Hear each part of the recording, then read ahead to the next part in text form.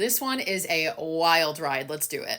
The woman opens up with us seeing these images of this feral woman in the middle of the woods. She's never identified. We literally just refer to her as the woman. And she is supposed to be like the last surviving member of this cannibalistic feral tribe. Then we jump and we meet our main family, who is the Clique family. The patriarch of this family is literally just the worst man you could ever fucking imagine, named Chris. He's a lawyer and he lives in the countryside with his wife Belle, and they live with their two daughters, Peggy and Darlin, I don't know, and their son Brian, who like his father is also a little fucking weirdo. So Chris is out hunting one day when he spots the woman in the woods, and he has this brilliant idea that he is going to capture her. So the next day he comes back with a net and catches her. He does it. And he takes her down to the cellar of their home and ties her up. The first time that Chris tries to approach her, she bites his finger off and straight up eats it, as she should.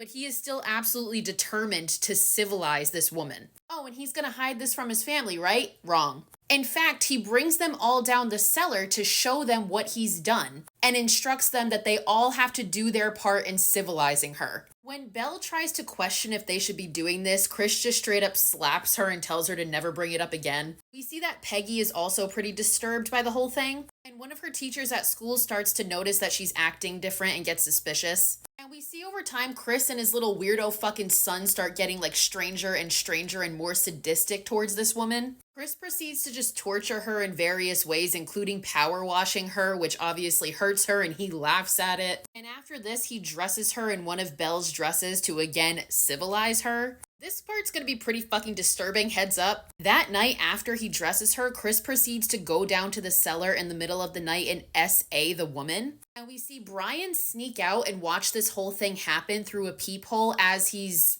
doing something himself. So the next day, Brian comes home from school early and thinks that he's alone, and he goes down to the cellar, where he proceeds to torture the woman with a pair of pliers and like satisfying himself while he's doing it.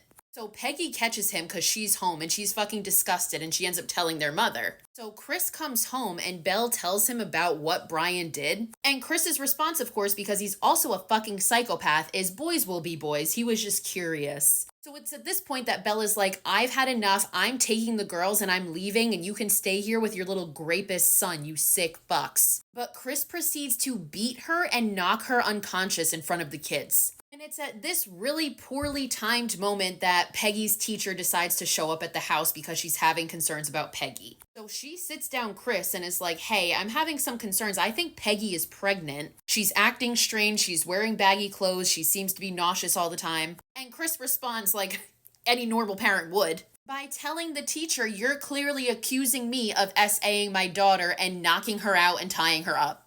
So he and his weird ass little fucking minion, Brian, drag her out to the barn where they have a bunch of like crazy feral dogs. Peggy tries to help, but Chris just attacks her and calls her all these terrible names. And Chris and Brian put the teacher in the cage with the dogs in the barn.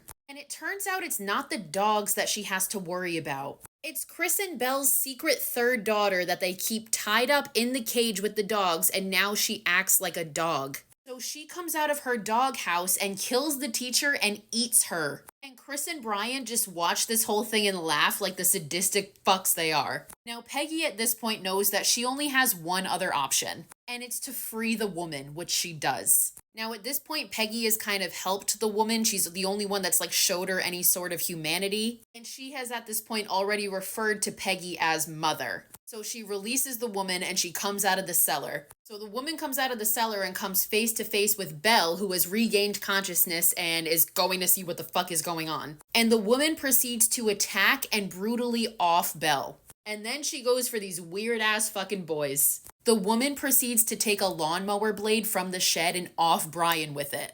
Chris sees this happening and tries to shoot the woman, but he misses and she attacks him and straight up just rips his heart out of his chest while he's still alive and eats it. It's savage as fuck, honestly. And then the woman gives the rest of the remains to the other feral woman that was living in the barn that she then releases. Peggy at this point has gotten Darlin so they can try and get out of the house, and they come face to face with the woman and the feral other person. And the woman goes up to Peggy and puts her hand on her stomach and says mother, confirming that Peggy actually is pregnant. We never find out by who, so we don't know.